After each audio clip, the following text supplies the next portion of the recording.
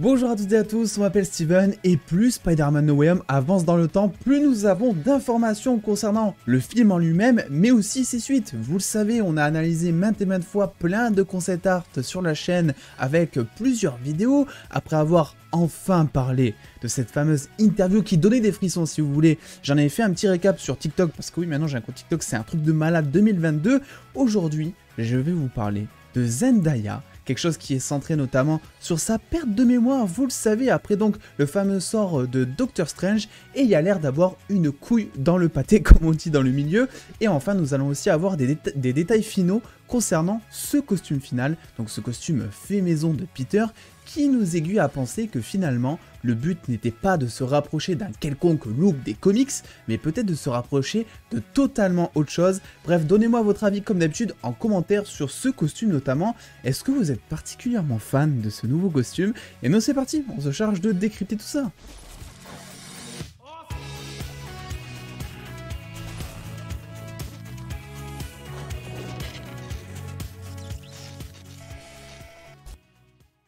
Nous avons, vous le savez, depuis un an, depuis des mois maintenant, continué de décrypter chaque chose qui tombait concernant Spider-Man No Way Home. Et pourtant, je peux vous assurer qu'à la fin de cette vidéo, si vous n'avez pas le nez plongé à fond dans l'actualité comme moi, je peux vous assurer et je peux vous promettre que vous allez obligatoirement apprendre quelque chose. Alors déjà, on part d'où? Parce que l'essentiel serait aussi de dire d'un petit peu d'où on sort ces informations. Mais sachez que ces derniers jours, il y a tout simplement le script officiel de Spider-Man No Way Home qui a donc été dévoilé publiquement via Deadline. Et donc, c'est vrai qu'on a des petites choses, notamment des dialogues, voilà, c'est le but d'un script, mais aussi la narration, parce que la narration fait partie d'un script, ça sert à aiguiller les acteurs dans leur jeu, à les diriger tout simplement, histoire que sur une scène triste, ils se marrent pas, ils se tapent pas une barre, par exemple, même si il y avait des choses, bon, on pouvait se dire c'était obligatoirement devinable, on va dire. Et du coup, oui, même si on pouvait interpréter certaines choses que le film nous disait, notamment concernant Zendaya, où beaucoup, et même tout le monde, avait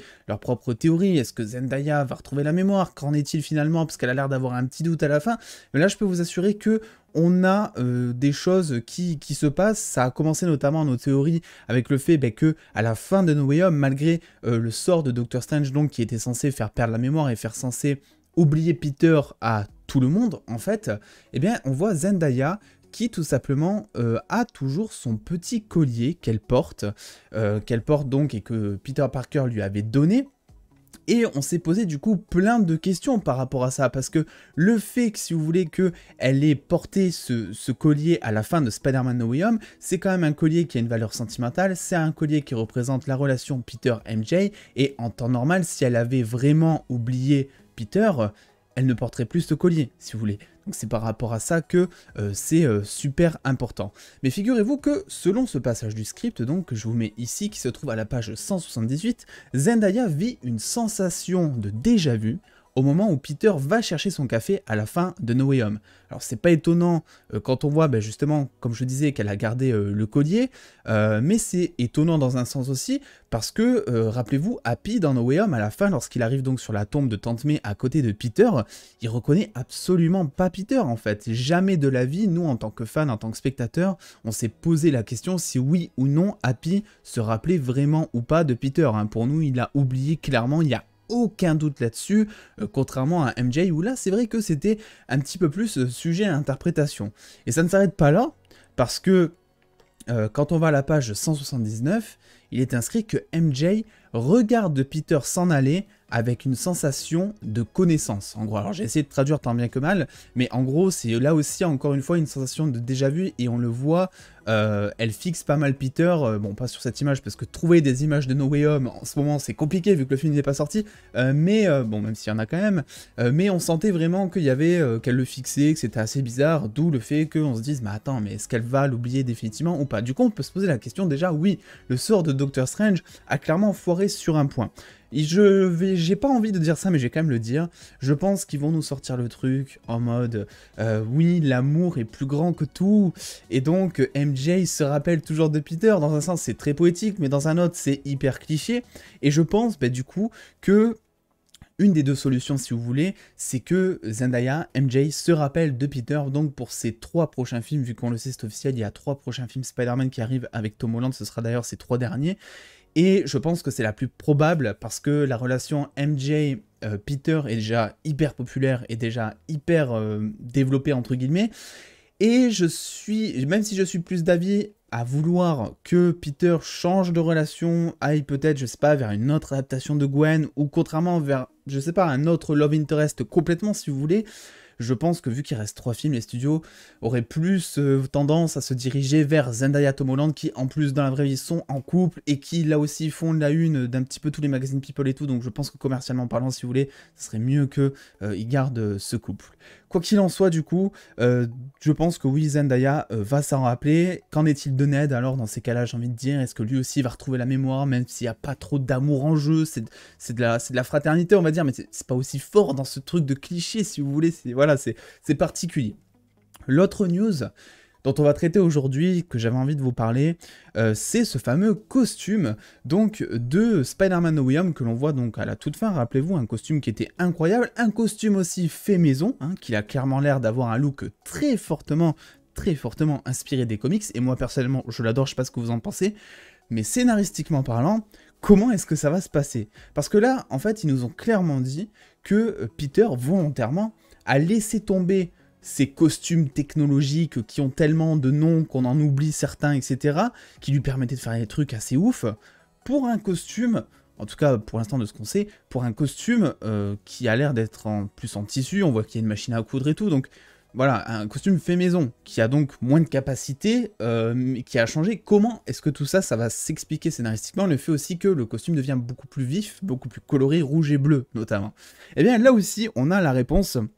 Parce que on a un passage du script qui en parle avec notamment celui-ci, où il y a marqué, c'est officiel, que Peter a conçu ce costume pour se rappeler tout simplement de ses collègues araignées, qui sont devenus très proches de lui en seulement quelques minutes. Ça se ressentait vachement à l'écran, cet esprit de grand frère, de petit frère si vous voulez. Alors peut-être que du coup effectivement il s'est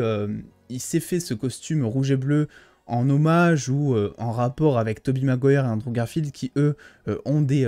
costumes beaucoup plus vifs et rouge et bleu pour le coup, donc ça m'étonnerait pas honnêtement, ça se justifie, mais ça serait aussi, peut-être on peut l'imaginer, pour se remonter dans un sens le moral et se dire que même si tout le monde l'a oublié dans cet univers, il n'est pas tout seul, qu'il existe d'autres personnes comme lui, qu'on le comprend, et c'est aussi peut-être là aussi de la part des scénaristes un espèce de signe symbolique si vous voulez de l'évolution, parce qu'après tout on sent que Peter a pris énormément en maturité à la fin du film, et ça c'est une cassure qui s'est notamment faite illustrer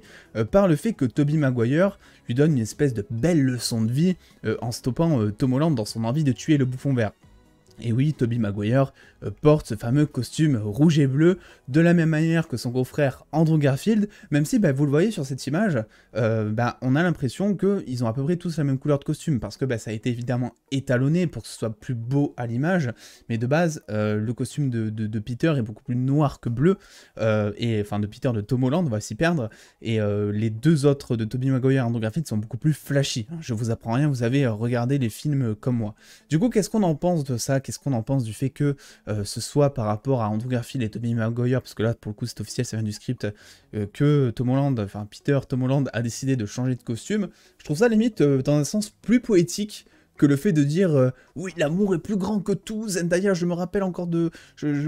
de toi Peter et tout. Je sais pas ce que vous en pensez, moi vraiment s'ils font ça, je vais hurler, vraiment, non, s'il vous plaît, ne rentrez pas dans ce cliché, on râle avant même d'avoir quelque chose, hein, je sais, mais je sais pas, je le vois venir un petit peu comme plein de choses concernant Spider-Man No Way Home, mais là je le vois venir ce truc. Mais dans tous les cas, moi ce costume rouge et bleu, je le trouve particulièrement classe. Je suis beaucoup plus team d'ailleurs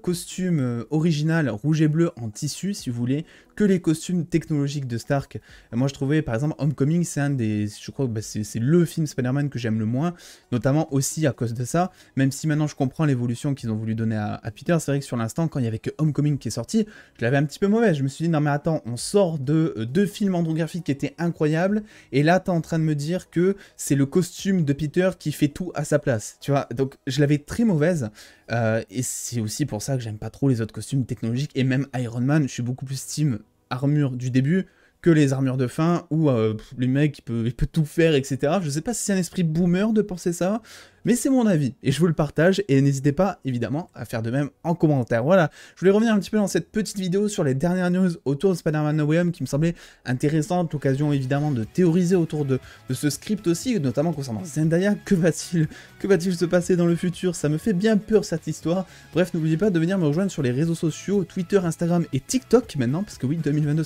fait des grandes choses, et là-bas on théorise un petit peu pas mal. N'oubliez pas de lâcher le petit pouce bleu si cette vidéo vous a plu, et en attendant les doses, prenez soin de vous, faites-vous bien kiffer, des bisous les doses.